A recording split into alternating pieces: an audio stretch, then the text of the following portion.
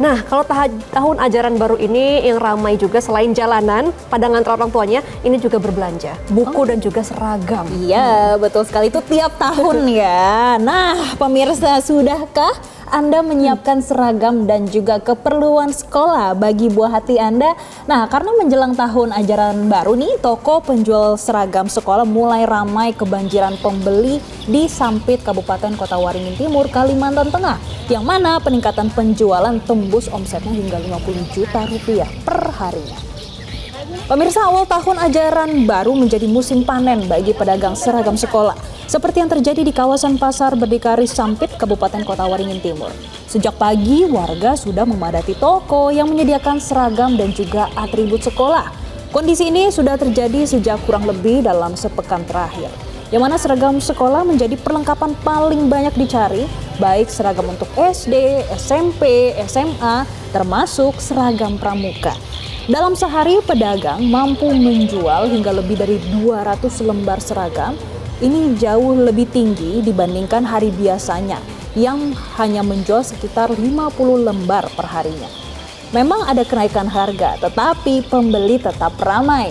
Dan untuk seragam putri dijual dari harga Rp163.000 hingga Rp185.000.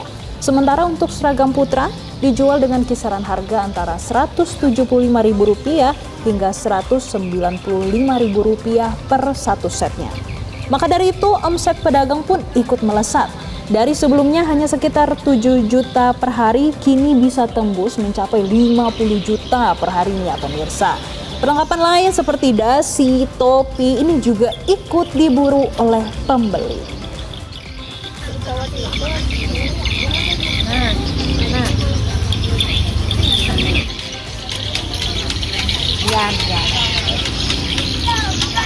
Kenaikan harga seragam putri cewek dari 163 sampai 185 dan seragam putra dari 175 sampai 195. Sekitar tahun ajaran ini 200 lembaran Mas per hari. Ya. Kalau hari-hari biasa 550 lembar. Ada Mas sekitar 50 jutaan per hari Mas. Iya.